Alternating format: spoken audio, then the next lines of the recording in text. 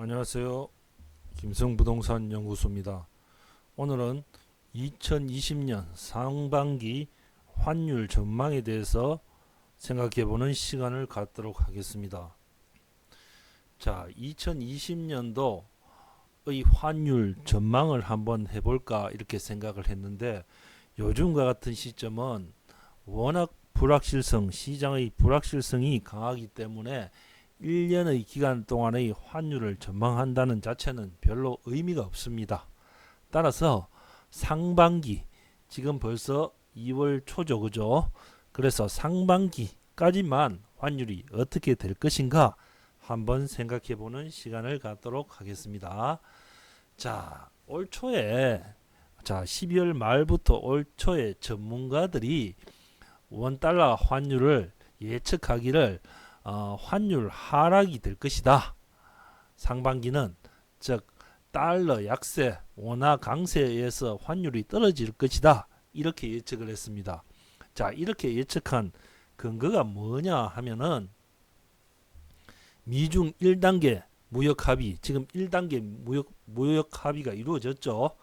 1단계 무역 합의에 의해서 시장의 불확실성이 다소 해소되어질 것이고, 또한 미 연준의 완화적 통화 정책으로 미 연준이 추가적으로 기준금리를 더 인하할 가능성이 있다. 이런 기대감 때문에 환율이 더 하락할 것이다. 즉 달러가 약세될 것이다. 약세로 될 것이다. 이렇게 전문가들이 예측을 했습니다.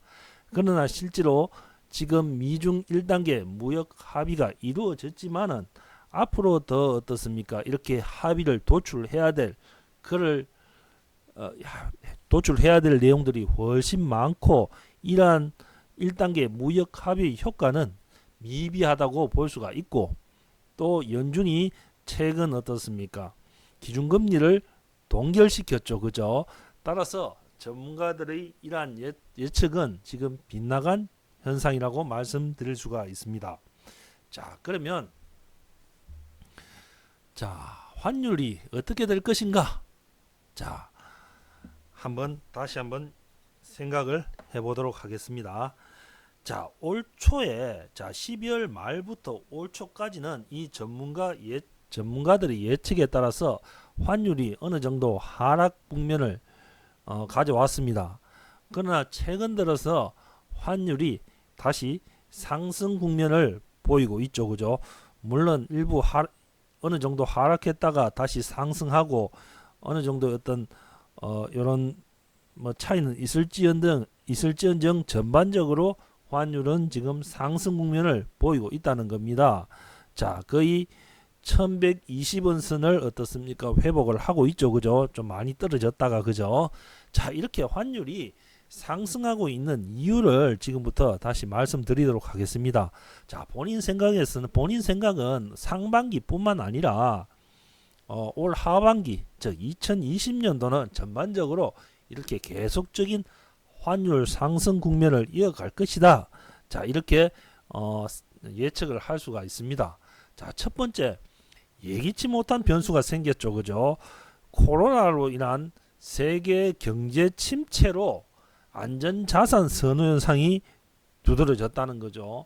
자, 전문가들이 12월 말, 1월 1일 날 이렇게 상반기 환율 아니면 2020년도 환율을 예측할 때 실제로 이 코로나 우한 폐렴이라는 이 바이러스를 예측하지는 못했죠, 그죠? 이런 예기치 않는 변수에 의해서 안전자산 선호 현상이 두드러지게 지금 나타났다는 거죠, 그죠? 따라서 어떻습니까?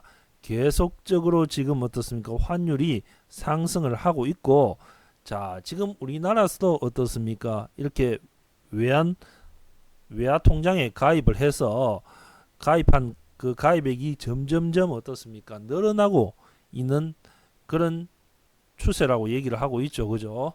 자, 두 번째, 유로화의 가치 하락입니다. 자, 영국의 브렉시트에 의해서 영국의 파운드의 가치도 떨어졌지만은 유로화 가치도 하락하고, 또한 어떻습니까?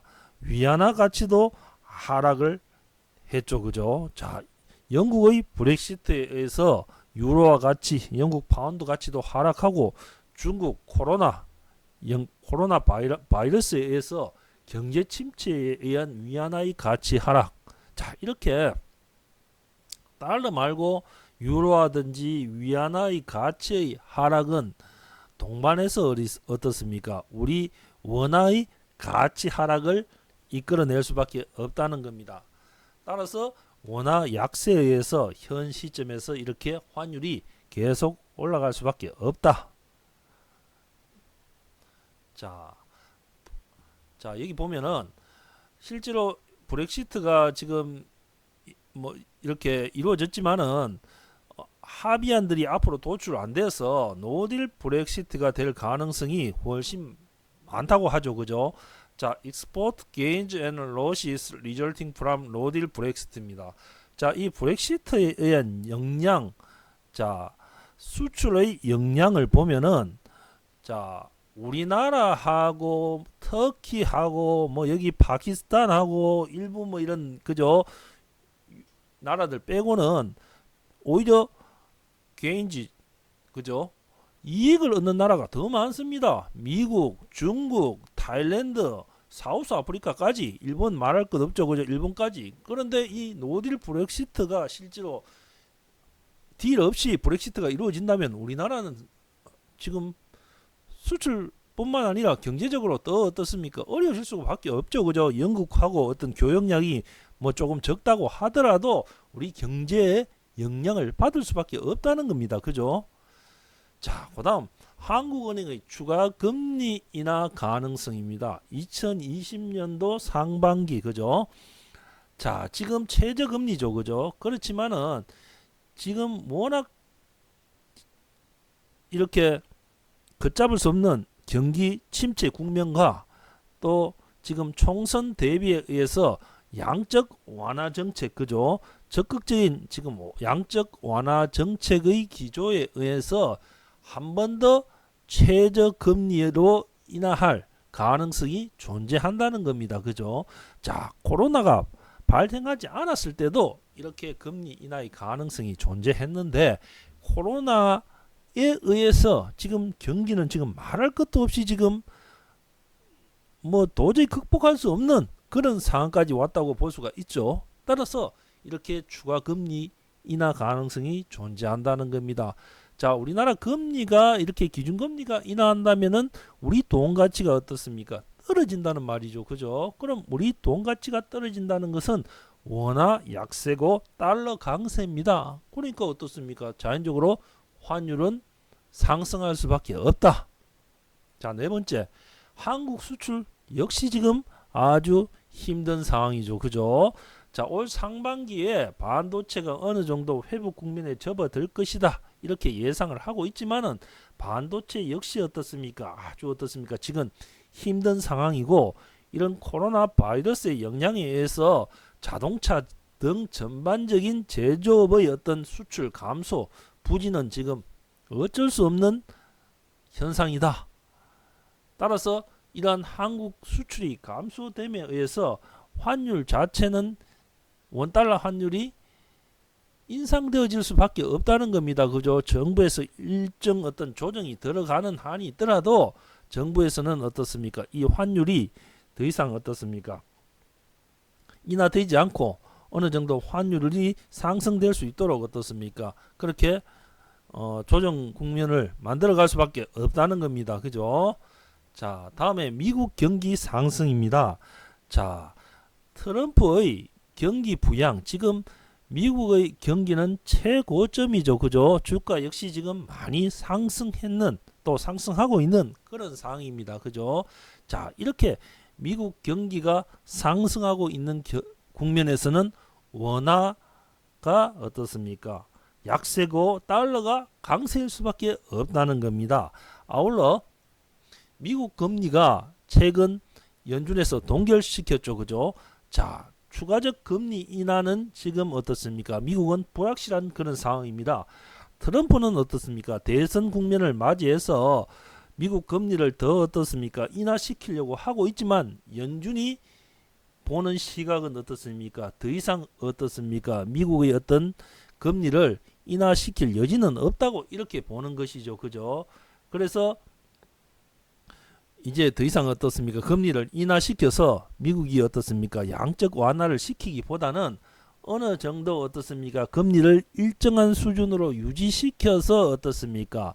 어떤 다가올 어떤 불확실한 환경에 대비할 수 있도록 금리 인하의 어떤 여지를 남겨두는 것이 더 바람직하다. 지금 연준의 어떤 생각은 이런 생각이겠죠, 그죠? 자, 그리고 글로벌 자산 가격의 거품입니다. 자, 우리나라 부동산뿐만 아니라 글로벌 지금 자산 가격의 거품이 상당히 심한 상태입니다. 작년부터 있었던 이런 디플레이션의 공포를 세계 각국들이 극복했다고는 할 수가 없죠, 그죠? 따라서 자산 가치가 하락하고 이 자산 가치의 재조정이 일어난다고 했을 때는 시장 역시 불확실성이 가중되어지고, 이러한 불확실성이 가중되는 상황에서는 안전자산 선호 현상이 더욱 두드러질 것이다. 따라서 환율 역시 인상할 것이다. 자, 이렇게 7가지 측면에서 상반기에는 환율이 상승할 수밖에 없다는 관점에서 한번 생각을 해보았습니다. 일부 전문가들은 이제 코로나 상태가 마무리되면은 어느 정도 어떻습니까?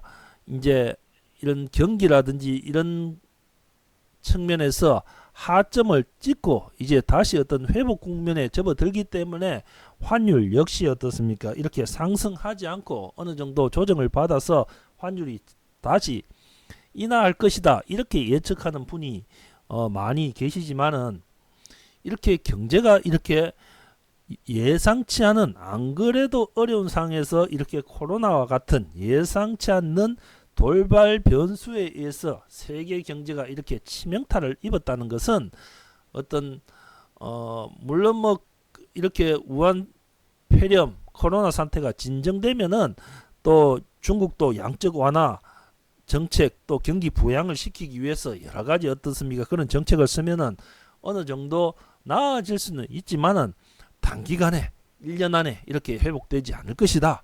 따라서 상반기뿐만 아니라 하반기까지 계속적으로 환율은 상승할 가능성이 더욱 높다. 자, 이렇게 말씀드릴 수가 있다는 겁니다. 자, 감사합니다. 김성 부동산 연구소였습니다. 구독, 좋아요 부탁드리겠습니다.